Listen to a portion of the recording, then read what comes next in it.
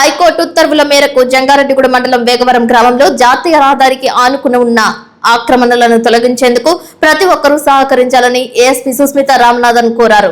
Jangareddygudem circle inspector కార్యాలయం నందు వేగవరం గ్రామస్తులతోనూ జాతీయ రహదారికి ఆనుకుని ఉన్న ఆక్రమణదారులతోనూ దుకాణదారులతోనూ మంగళవారం రాత్రి సమావేశం నిర్వహించారు. హైకోర్టు ఇచ్చిన ఆదేశాల మేరకు జాతీయ రహదారికి ఆనుకుని ఉన్న ఆక్రమణలను తొలగించాల్సి ఉందని స్పష్టం చేశారు.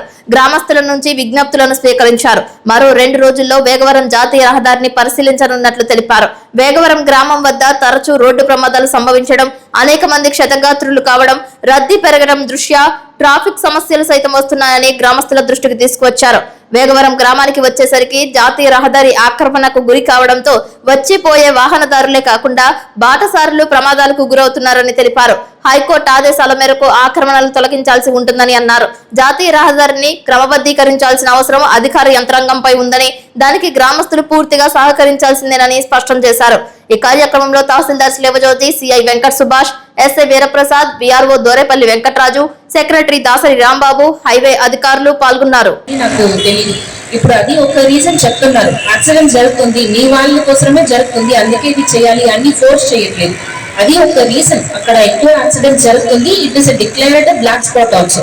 మనకి ఇంకా ఒక రీజన్ ఏం చెప్తున్నారు, అక్కడ రెవెన్యూ వాళ్ళు ఈ డ్రైనేజ్ వర్క్ స్టార్ట్ చేయాలి అని చెప్తున్నారు.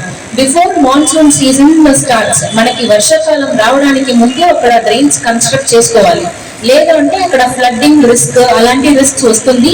ఇది తర్వాత మనం టైమింగ్ కూడా డిలే అయిపోయింది అంటే ఆ కన్స్ట్రక్షన్ కూడా వోంట్ హ్యాపెన్. అది కూడా మనం అందరికీ సేఫ్టీ రిస్క్ అన్ని చెప్తున్నారు.